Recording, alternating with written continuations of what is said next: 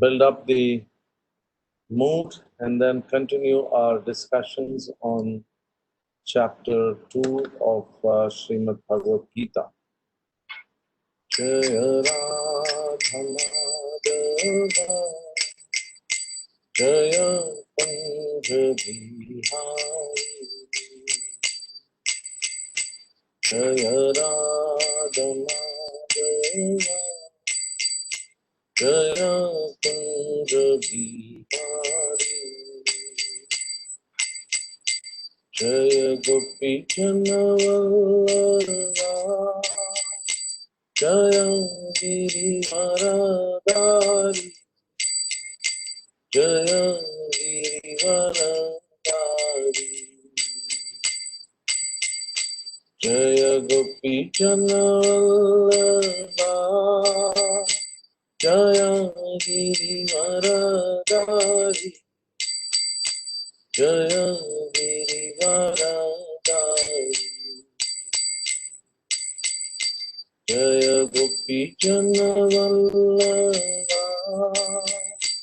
Jaya Giri Varadari Jaya Giri Varadari Jaya Yashodhanandana Jaya Bhajanarandana Jaya Yashodhanandana Jaya Bhajanarandana Jaya Yamunatiravanachari Jaya Kunja Bihari Hare Krishna Krishna Krishna Hare Hare Hare Rama Rama Hare Hare Krishna Krishna Krishna Krishna Hare Hare Rama Rama Rama Hare Jaya Radha Shama Sundara Shama Sundara Radha Shama Sundara Shama Sundara Jaya Radha Govinda Radha Govinda Radha Jaya Radha Govinda Radha Govinda Radha Jaya Radha Gopinath Radha Gopinath Radha Jaya Radha Madhava Radha Jaya Radha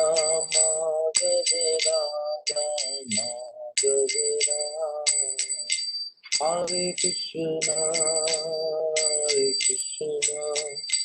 Krishna Krishna Hare Hare Hare Rama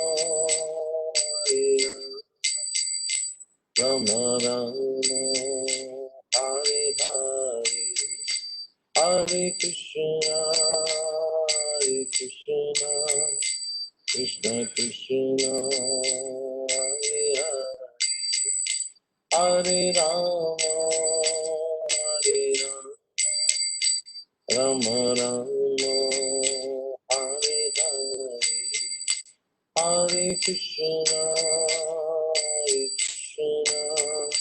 Krishna Krishna Hare Hare Hare Rama Rama Rama Hare Hare Jaya Prabhupada Jaya Prabhupada Prabhupada, Srila Prabhupada, Jaya Guru Deva, Jaya Guru Deva, Guru Deva, Jaya Guru Deva, Nitai Gaura Hari Bo, Hari Bo, Hari Bo, Nitai Gaura Hari Bo, Nitai Gaura Hari Bo, Hari Bo. Hari Bo, Nitai Gaura Hari Bo. Hare Krishna Mahamantra ki jai, Srila Prabhupada ki jai, Bhagavad Gita Path ki jai. So, morning everyone. We are just in the second chapter of the Bhagavad Gita, in the section which is defined as the Jnana section.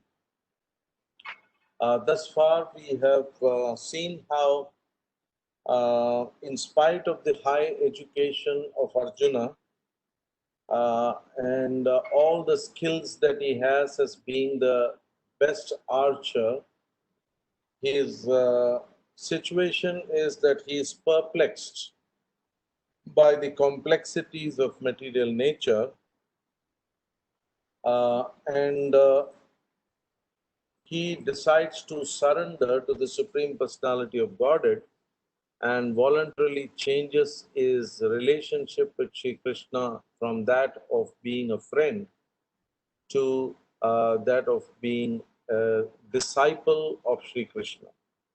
So he begs Krishna for shelter, and Krishna accepts him as his disciple.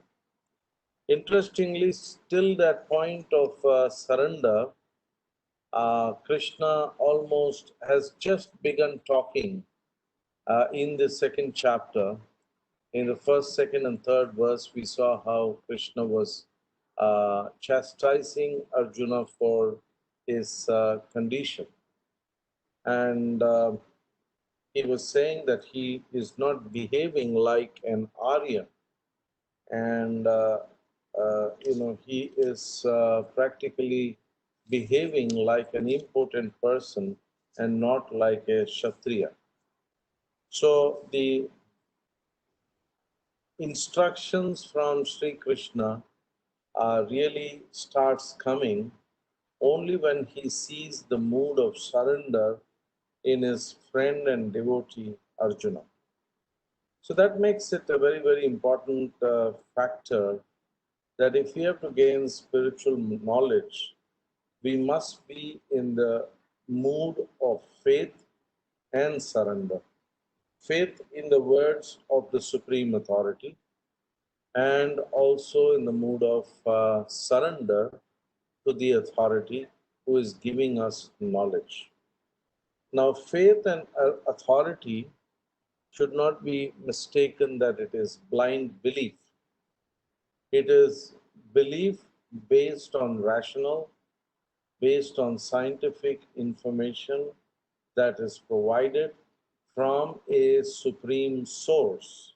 So it's not as though, like many times the people who are spiritually inclined are dismissed of as fatalists, that they just believe in the fate, and it's like a blind belief not based on rationale. That's not the way the flow of the Bhagavad Gita is, and the way Krishna gives the knowledge. First, Arjuna, uh, eh, gives a list of the various difficulties and problems that he faces. He says that I am overwhelmed by material compassion. And then he says, what is the value of this participating in this war? And I'm going to lose all the chances of material enjoyment. Because even if I win this battle, what really will happen is that I may get a lot of riches and facilities to enjoy, but who will I enjoy these material facilities with? So loss of material enjoyment was his worry. And then he was also fearing that so much of killing is going to take place, and therefore he fears the sinful reactions that will come because of so much of killing that will happen in the war. So that was the third reason. And then he was also very much concerned and protective of the family traditions. We are also very much attached to our family traditions. And many times we realize that the family traditions that we are so attached to and sentimental about is not based on the Shastra. So he gives the impression that the family traditions, that is the Kula Dharma, the traditions which the Kula has been following, and also the Jati Dharma, the Jati that he comes from, those are even greater than Sanatan Dharma. And Arjuna talks about Kula Dharma and Jati Dharma in the breath that they are eternal. Actually, there is only one thing that is eternal, and that is Sanatan Dharma. So that is kind of not brought about by Arjuna in a nice way, and he is very conscious about his Kula Dharma and his Jati Dharma more than being worried about the instructions of the Supreme Personality of Godhead, which is Sanatan Dharma. So that was the problem, and therefore, what happens then? Arjuna is, in spite of all the logical things that he spoke, the rational things that he spoke, he is still feeling a sense of uneasiness and a sense of being desperate, and a sense that, in spite of having spoken words of wisdom, he was not feeling very happy. He was, in fact, perplexed with the situation as to what he should do, and he was also faced with a dissatisfaction on the mental level and confusion in the mental level. She was going through a lot of negative emotions in spite of being very, very advanced in the matter of knowledge. And he has spoken very articulately and logically. Still, he was feeling a whole lot of material perplexities.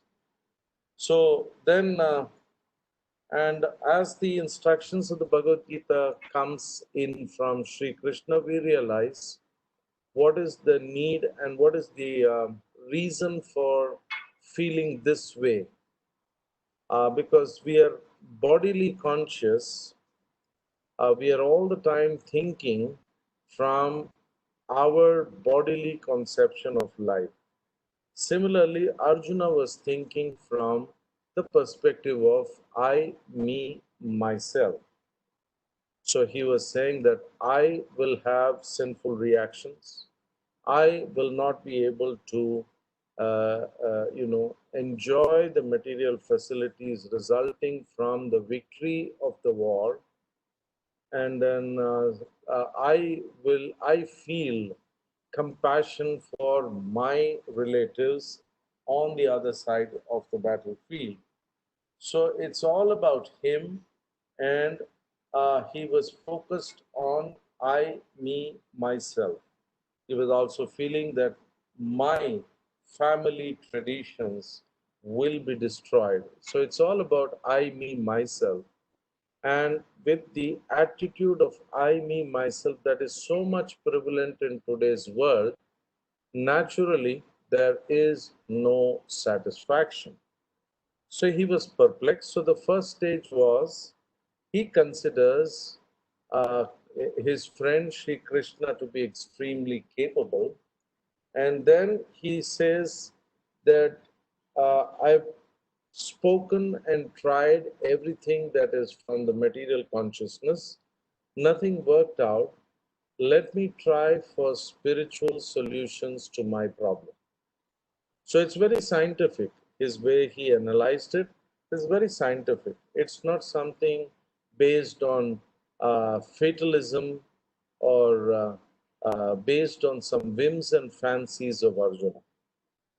And therefore, he decides to take spiritual advice from an authority. So he considers Sri Krishna as an authority, and being an authority in spiritual sciences, he also says, let me change my relationship with Krishna from that of being his disciple to being his, or rather, from that of being his friend to be his disciple. So that was the first change that he applied, and in the relationship that he had with Krishna. So first he was materially perplexed, then he became his disciple. But even we saw after he had explained these four problems to Krishna, he was still having his own doubts. And we saw how in 8, 9, and 10 also, Arjuna was mentioning the further problems that he was facing. And based on the further problems that he was not able to decide what is right and what is wrong. So then Krishna starts giving direct instructions, and Krishna gives him the highest philosophy of Krishna consciousness first. So, what is the basis of this discussion that is going on? The basis of the discussion is that the soul is eternal, and soul is actually the real self. So he was trying to tell Arjuna that I am not this body, I am spirit soul. So that is the primary, the fundamental, the pillar of all education in spiritual life. We have to turn ourselves away from the bodily consciousness and understand that our real identity is that I am spirit soul, I am not this body. So that's why this section of Bhagavad Gita, which is called as the Jnana section, is the most important and the primary instructions in the matter of Bhagavad Gita, where Krishna unambiguously explains to Arjuna that you have to act as a spirit soul and not from the bodily conception of life. So he starts his instructions from sloka number 12, where he says, never was there a time when I did not exist, nor you, nor all these kings, uh, um, nor in the future shall any of us cease to be. Then we discussed how sloka number 13 is the very, very important verse for memorization, which is like you can say that that is the verse which says, I'm not this body, I'm spirit soul. So Krishna says in the 13th sloka, Dehinosmin yatha dehe kaumaram yavvanam jara tatha dehantara prapti dhiras tatra na mukhyati. As the embodied soul continuously passes from in this body from boyhood to youth to old age, the soul similarly passes into another body as at death. A sober person is not bewildered by such a change. So in the subject matter of matter, constantly there is a change. So we should not get bewildered by the changes in the material nature. So it's a fact that sometime back we were just in our childhood age, and then we moved on to the youth age, and then we move on to the old age. So what is constant in all these changes? So certainly we are not as energetic as we were about 10 or 15 years back, there are a lot of changes that the body has undergone. So the material body is never constant. So it is always changing. So what is constant in all these things? It is the soul, which is the real identity of the person. So all the other material changes that take place, Krishna says that you should remain a dhira, or you should remain very sober in the light of these changes. And one more quality of the material nature. So the entire section which is being discussed is the you can say the Sankhya philosophy in this portion from sloka number 11 until sloka number 30.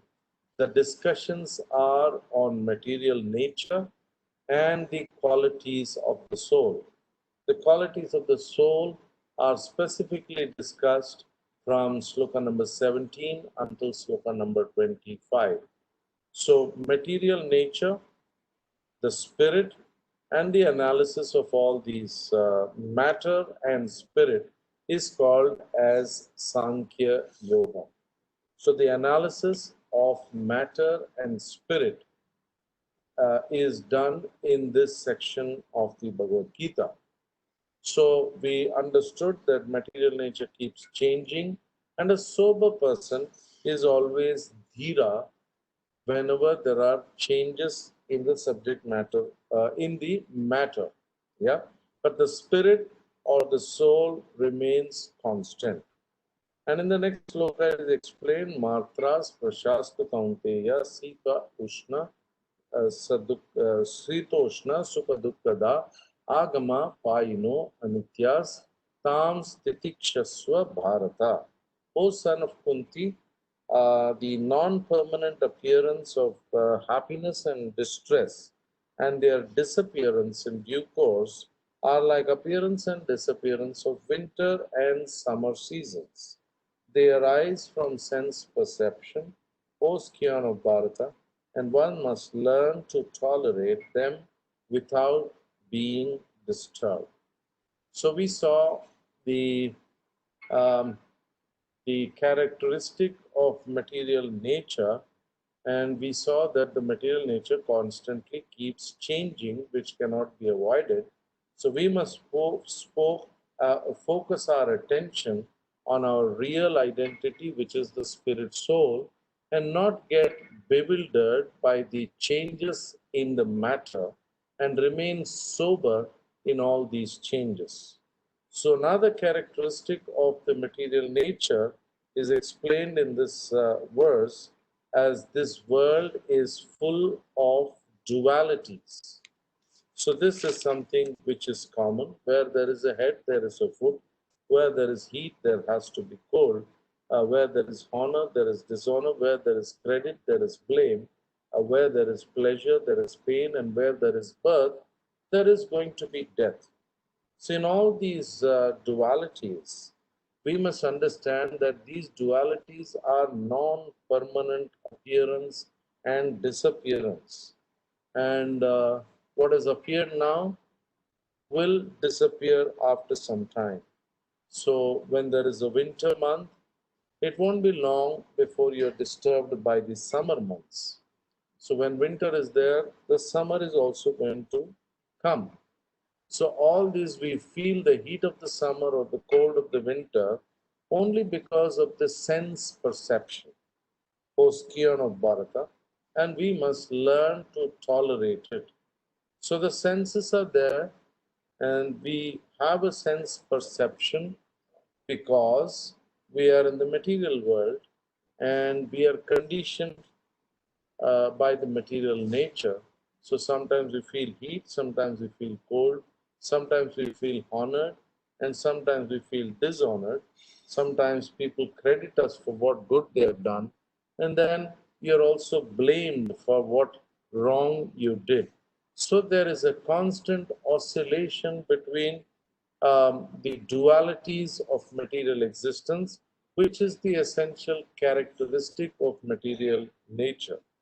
So the advice given by Krishna is, do not bother about the changes or the dualities of the material nature, and in all these dualities, display tolerance.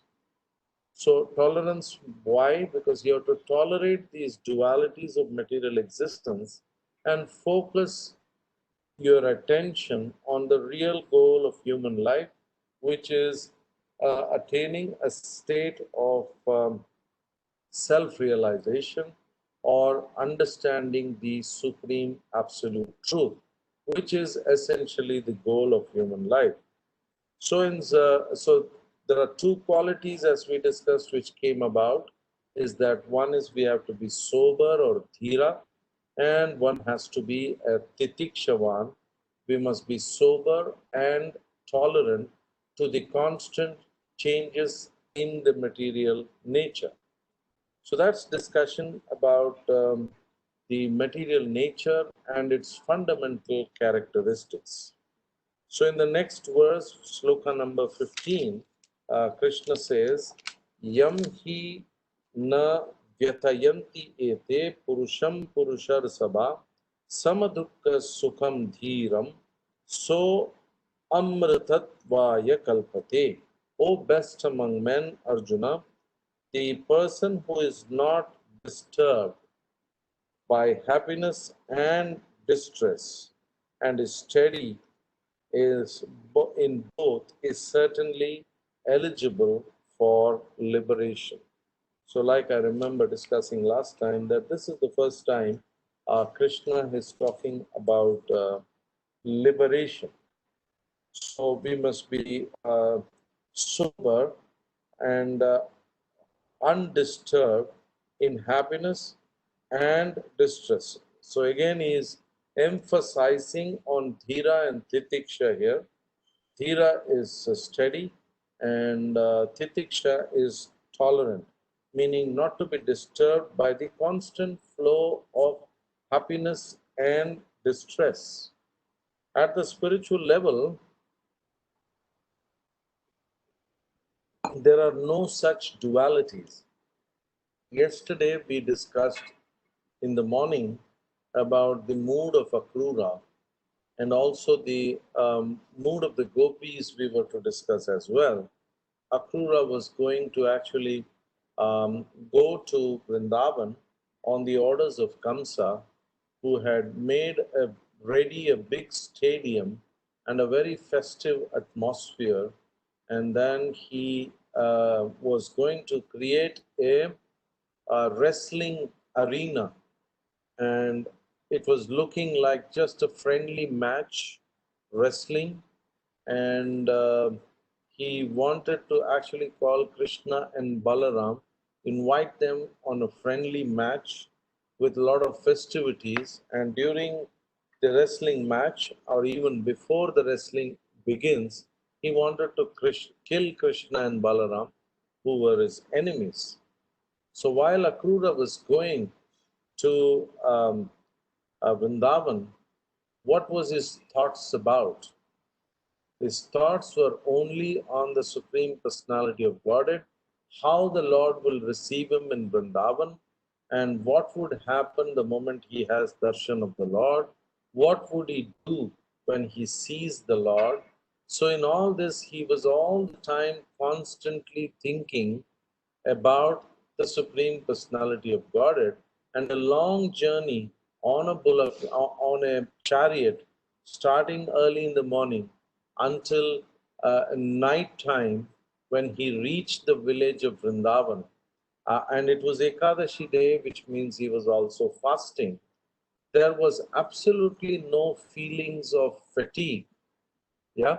So he was not disturbed by the dualities of material existence. And what was the reason for his not experiencing the dualities of material existence? Because he was submerged in Krishna consciousness.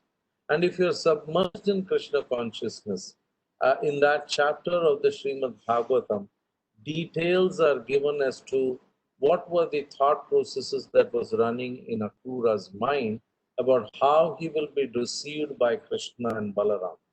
And in that state of ecstasy, even without meeting the Lord, he was in a state of transcendental ecstasy, because on the subject matter of absolute, there is no difference between the thoughts, words, and action.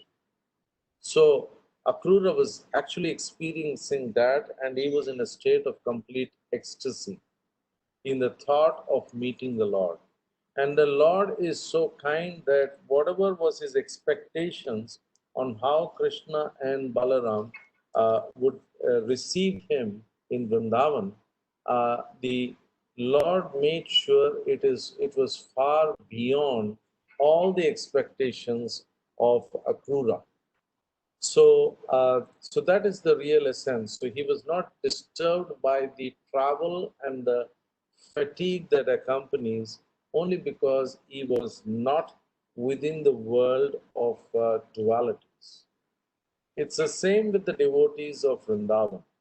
On one side, we see that Krishna is there in Vrindavan, and then he becomes the cause of anxiety for the Vrajavasis. So, because Krishna is there in Vrindavan, doing his various pastimes, so many demons are attacking Vrindavan, causing distress to the lordships Krishna and Balaram. But more than them, it was causing distress to all the residents of Vrindavan. Every time there used to be an emergency situation, and they will be in anxiety, and then they will go to Krishna and say, Krishna save us, Krishna save us. So apparently, Krishna is the cause of all anxieties in Vrindavan.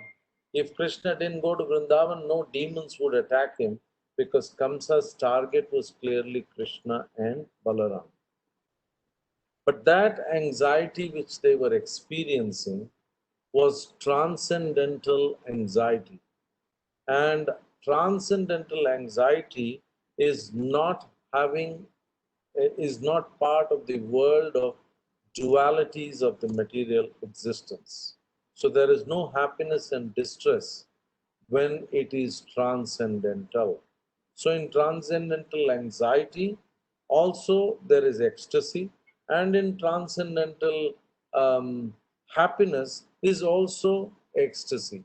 So in both the situations, the devotee of the Lord experiences great pleasure which is on the transcendental platform.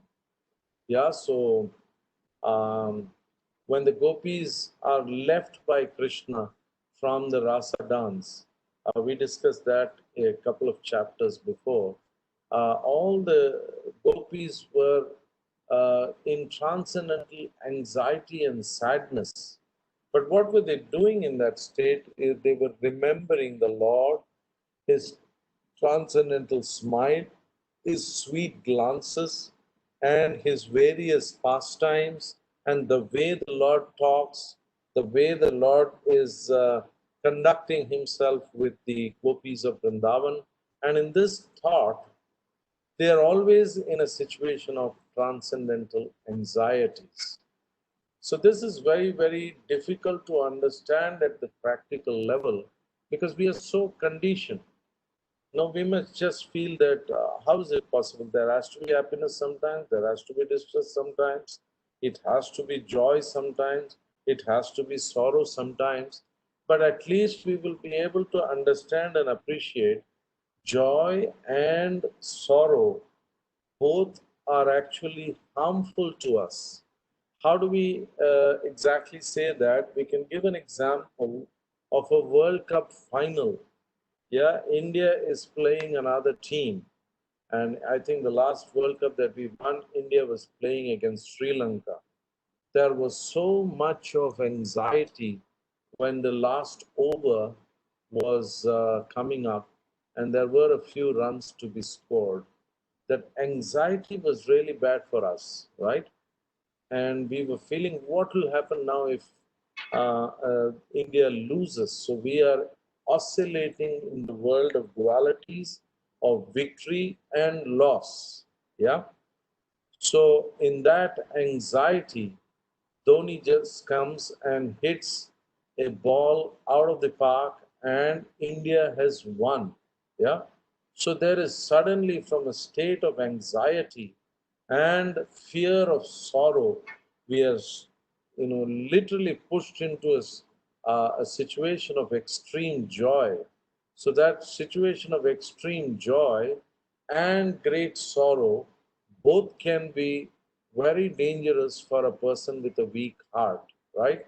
There are cases in a football match when the winning team's supporter dies of a heart attack. So there is a constant world of duality that is there, which we can appreciate. And this duality is not a very positive thing. Even if it is good or when it is bad, it's not very good for our being. So we have to get over the dualities of material existence, and explained in the sloka number 15, only when you get sober and undisturbed in happiness or distress, then you are eligible for liberation. So this is the first time liberation is being mentioned in the Bhagavad Gita. We discussed this again last week. Then we move on to sloka number 16. It says, Na shato vidyate bhavo, na bhavo vidyate sataha, ubayor api drishto antas, tva anayos tattva darshivihi. So those who are seers of the truth have concluded that the non-existent material body, there is no endurance, and the of the eternal soul, there is no change. So this they have concluded by studying the nature of both. So what has Krishna said now? He has discussed the material nature, and now he's discussing the difference between matter and the difference between matter and spirit. So the material body, there is no endurance. It has to get finished. And then of the eternal soul, there is no change. So irrespective of the constant changes in matter, the soul does not change. And there is a natural urge in all of us to move towards the eternal. Yeah, are we ever thinking that everything should end now?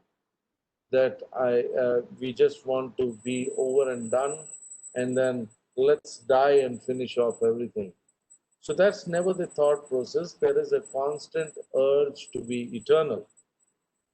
Now we are also hoping against hope that very soon the corona will end and we will be back to normal business. And while we're engaged in normal business, especially when the going is good, we try very hard to protect that situation so that we will be eternally happy. Still, the problems do come, and we see that the real problems of uh, the material world is four things: Janma, Mrityu, Jara, and Vyadi. So we are constantly in the process of getting over the problems of material existence of Janma, Mrityu, Jara, and Vyadi. Nobody wants old age, nobody wants disease, nobody wants death, and nobody wants to be born again and again, because birth is not a very, very pleasant thing. It is something which is enforced on us, and it's not very easy to be in the mother's womb and struggling for months together before you're born, being enclosed in a very, very small package, and it's completely a sense of suffering. The Bhagavatam explains how, if when one is in the mother's womb and the mother eats something wrong, then the child within the womb of the mother really suffers. There are a lot of worms in the stomach which start biting into the child in the womb, and the child starts crying and kicking the mother, yeah, in agony. So there are detailed descriptions of that in the Srimad Bhagavatam. So how there is suffering. So Janma, Mrityu, Jara, Vyadi is constantly attacking all of us. And finally death comes. Mrityu, Sarva Haras Chaham. So that's like the final blow in this lifetime that we are all bound to get. But we still look for being eternal. Yeah. There is always a constant effort to go towards eternality, which is very natural to our being, that we want to be eternal. But if we really want to be eternal, we have to get out of the material consciousness or the bodily consciousness and focus on the soul. So that is the fundamental thing. So the consciousness of eternality is inbuilt in everyone. We are all talking about Corona today and how the Corona is causing so much disturbance in our lives. But from the Corona's point of view, there is a terrible, sort of effort to live in very, very difficult circumstances. People drink hot water and flush it out into the stomach and out of the system. People have so many other different types of drugs and then try to kill the corona within our system. And the corona is not able to survive, and there is a constant struggle for survival and eternality, and somehow the corona gets into the lungs, which seems to be the ideal place for the corona to be. So just as much as we are trying to survive from the corona is also constantly trying to survive the disturbance that comes for its very survival and eternality. So we all want to be eternal. So the true eternality can be achieved only if we apply the spiritual principles of being dhira and being a titikshavan and getting out of the dualities of material existence. So that is shloka number 16. So sloka number 17 onwards is instructions on. So let's define, before we start off on the qualities of the soul, on what is the purpose of the Bhagavad Gita, is drive away the ignorance and acting in knowledge. So we have the concept of eternality clear, that is very natural to our being, but we are trying at all the wrong places based on bodily conception of life. So we have to move to the focus on the soul, which is the real identity of what we are, and act in knowledge, drive away our ignorance. So that is the real purpose of the Bhagavad Gita, for which it is recommended that we do perform karma, which is our prescribed duties. But while performing the yajna, we have to act in knowledge. So doing karma with jnana is the prerequisite for liberation. So, okay, let's have that basic funda clear, and then we start reading about the qualities of the soul from sloka number 17 until sloka number 25. So, avinashi tu tad viddhi yena sarvam idam tatam vinasham avyayasyasya na kaschit kartum arhati. That which pervades the entire body, you should know to be indestructible. No one is able to destroy the imperishable soul. So, one thing that strongly comes out is in this verse is the nature of the soul. So, in sloka number 17, it is mentioned that the soul is indestructible. Okay, and that is the only thing is which is of essence. Let's be practical here. What is our body made up of? It's made up of the five elements: earth, water, fire, air, and ether. So, does earth have any value attached to it? So, like we said, that when somebody tried to analyze the value of a dead body, so it was coming to something like, when the analysis was done, it was 200 rupees. So multiply that by uh, 10 times or 100 times, and let's value the value of the elements in the dead body of a person to maybe 2,000 or even 20,000. What is the value of even 20,000? When you go to India, that's the kind of money you spend in 3-4 days today. The inflation really hits you.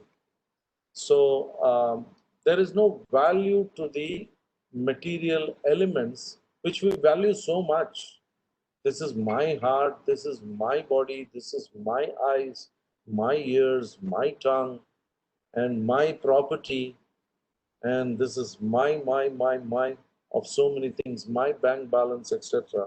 But here Krishna says all those things are perishable. It is the soul which is indestructible, number one, avinashi, and it is the soul which pervades the entire body and gives the meaning to the material elements, and that is what is perceived as individual consciousness. So then, sloka number 18 we move into. So, one quality of the soul is it is imperishable and indestructible. So, sloka number 18 is, yeah, Antavanta ime deha nityasyoktha sharirina anasino aprameyasya tasmat yudhyasva bharata. The material body of the indestructible, immeasurable, and eternal living entity is sure to come to an end. So here Krishna is indicating that the material body is anyway going to come to an end, and that is a bygone conclusion, and therefore there is no need to worry so much about the body. Just go there and fight, because the soul is anyway indestructible, immeasurable, and eternal living entity. Yeah. So it is immeasurable, indestructible, and eternal. So we say it is immeasurable. So there is a Svetashvatara Upanishad which explains the size of the soul and why it is so immeasurable. So the size of a soul is 1/10,000th part of the tip of the hair. So tip of the hair, there is hardly anything to say, measure and say that this is the space which the tip of the hair occupies.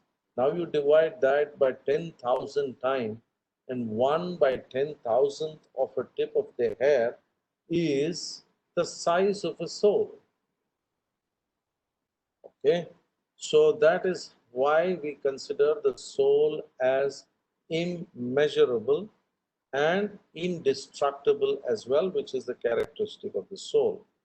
But we may say that, today science is advanced and we have so many advanced microscopes through which we can still see this 1/10,000th part of a tip of a hair, and we can get some advanced calculation systems and calculate the size of the soul.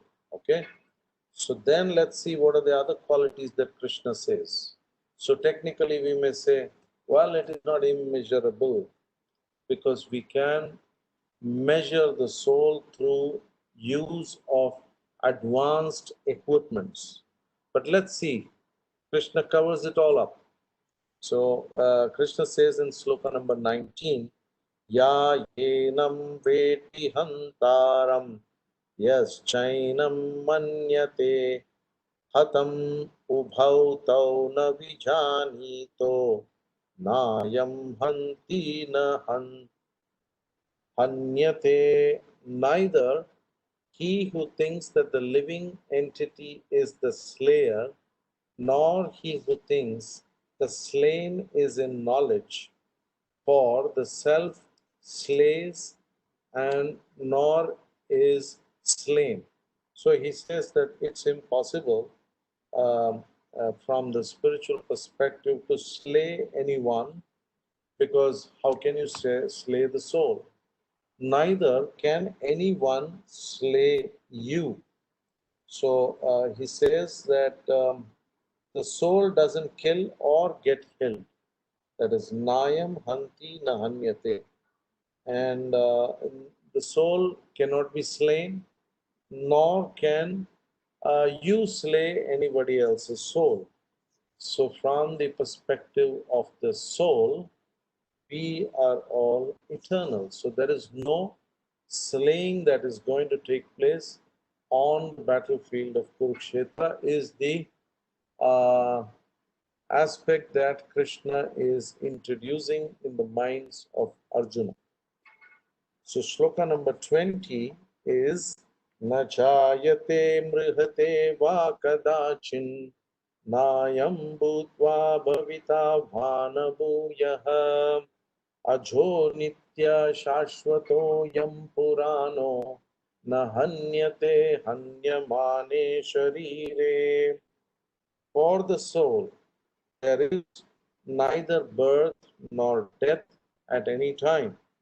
He has not come into being, does not come into being, and will not come into being. Okay? So, what are the qualities of the soul? Is saying Ajo, Nitya, Shashvato, Yam Purano. So, four qualities are being mentioned. Ajo means unborn. There's nothing like the soul came into existence and the soul will die. So, all the souls are unborn and they are eternal and they are ever existing. Okay, so that brings about a serious point. We are seeing a population explosion in the world. Aren't new souls therefore coming? Could be the question. So the number of souls is constant, yeah. But what could happen is the movement of souls in different bodies through the process of transmigration can happen from one planet to the other. So there are 14 planetary systems which are there in the material world. So there could be people from the lower planetary systems and coming out to the planetary system of the earth who may come as humans, and therefore we find that there are so many human beings and there is an apparent population explosion that's taking place, or people who have committed some mistakes in their previous janma. By virtue of karma, they are falling either from the higher planetary systems or going up from the lower planetary systems and coming to the material world as mosquitoes. So mosquitoes was never a problem when we came to the Gulf. Now the number of mosquitoes are increasing even in Dubai.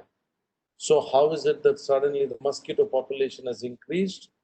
Yes, the mosquito population has increased, but per se, there is no increase in the population of the world.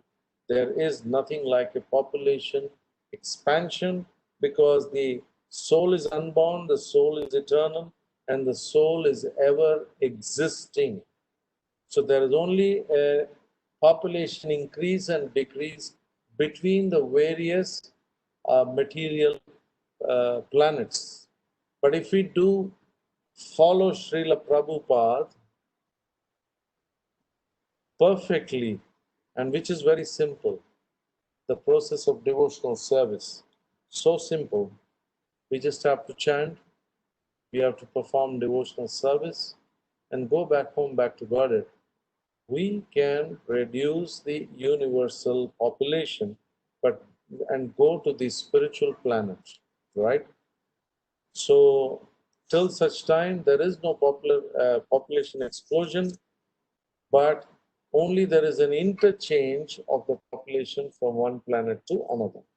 And also the quality of the soul is it is primeval, meaning it is ever existing. Ajo Nitya Shashvato Yam Purano. Purano means it is the oldest, it's beyond even the oldest. Purano means beyond oldest. Oldest means still there is a beginning. But Purano means it is oldest and primeval, meaning there is no beginning, there is no end. So then Krishna says, under these circumstances, he is not slain when the body is slain. We move on to sloka number 21. Veda vinasinam nityam yayenam ajamavyayam katam sa purusha partha kam ghatayati hantikam.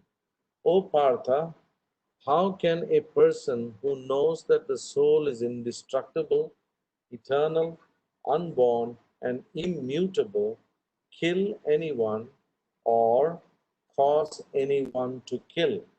Yeah. So it doesn't require too much of explanation there. So on the eternal platform, that the soul is eternal, it is immutable. It's not possible to mutate in any way the soul, so make any changes in the soul through use of any advanced scientific methods as well.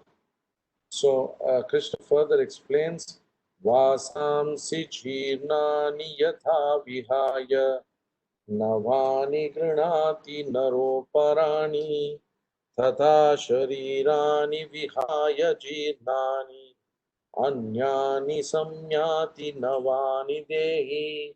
As a person puts on material garments, giving up old ones, the soul similarly accepts new bodies, giving up the old and useful ones. So when we put on new garments the following day, we don't think so much. We just take off our old clothes and put it for a wash without thinking so much. So there's no need to think so much or worry so much when we are changing from one body to another body as well. It is something which is natural that is happening. We'll read the next three verses together, and it'll be great if people can memorize these verses as well. Nainam chindandi shastrani, nainam dahati pavakaha, na chainam kledayanti apo, na soshayati marutaha. The soul can never be cut to pieces by any weapon, nor burnt by fire, nor moistened by water, nor withered by the wind. So further qualities. So you can't cut the soul into pieces by use of any weapon, and the soul cannot be burnt. So when a person dies, we are burning the body, yes. So through the process of cremation, but the soul is not burned along with the body. So it cannot be moistened by water. You can't put the water into soul into the water and make the soul wet. The souls and its property can never be changed. Sloka number 24. We'll just do two more and stop for the day. Achedyoyam adhayoyam akledyoso asosya evacha nitya sarvagatasthano achaloyam sanatana. The individual soul is unbreakable and insoluble and can never be burnt or dried. He is everlasting, present everywhere, unchangeable, immovable, and eternally the same. So the soul is the same. When we say this, it's it's with complete. It's got such a deep meaning that if you see a cockroach, women are so afraid of cockroaches. So when we see a cockroach, please understand that cockroach is only an external covering of cockroach body. Inside the cockroach body, there is a soul. And at the soul level, both you and the cockroach and the mosquito and another human being all are the same. So, which means if you get into this real consciousness, then we always have compassion for every other living entity. Yeah. So it is also mentioned that the soul is inconceivable. In sloka number 25, it is mentioned, Avyaktoyam achintyoyam avikarno ayamuchyate tasmat evam vidit vainam nanusochitumarhasi. It is said that the soul is invisible. Okay, so uh, and it is inconceivable and immutable. Immutable, Krishna said earlier, you cannot, do some signs on the soul and mute it into a different characteristic. But the important point here is it's invisible and it's inconceivable. We cannot say science is advancing, and through use of a telescope, we can measure the soul and we can see the soul, because the soul's characteristic is we cannot see the soul with our material senses, which means with the material body and material consciousness, the soul is not visible to us and the soul is inconceivable as well. Okay, so that is also mentioned in the Bhakti Rasamrita Sindhu on how we have to make ourselves Krishna conscious.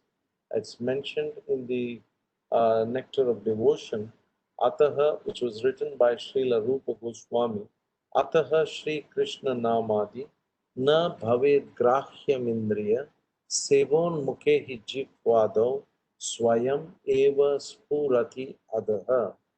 Ataha Shri Krishna Nama Adi, meaning Krishna's name and Adi, his forms, his qualities, his pastimes, and every aspect that is concerned with Sri Krishna, na bhaved grahyam indriya. We cannot understand with our blunt material senses. Only when we get beyond material senses, that is on the platform of devotional service, which is Sevon Mukhe Hi Jigva Dau. If we start doing service to that transcendental person, and that service starts with Sevon Mukhe Hi Jigva Dau, it starts with the tongue.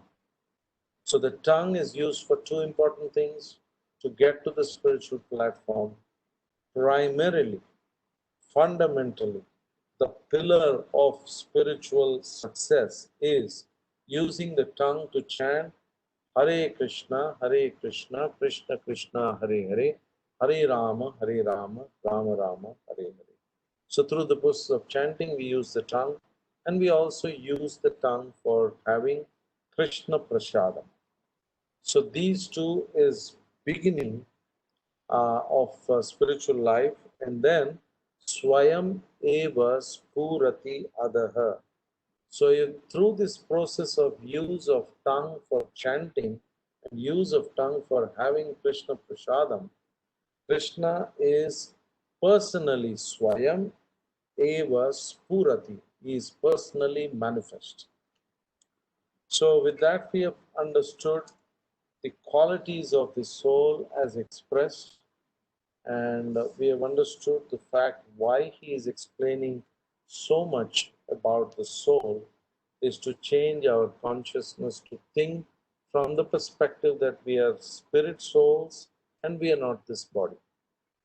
So we'll continue from sloka number 26 until 30. It is a continuation of the same section of jnana.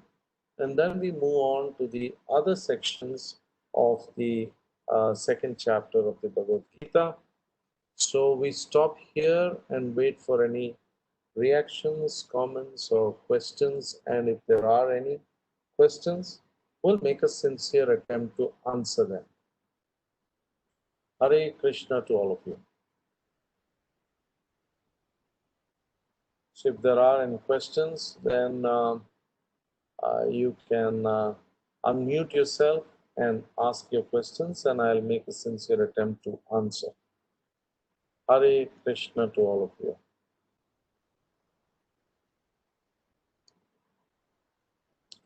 Okay.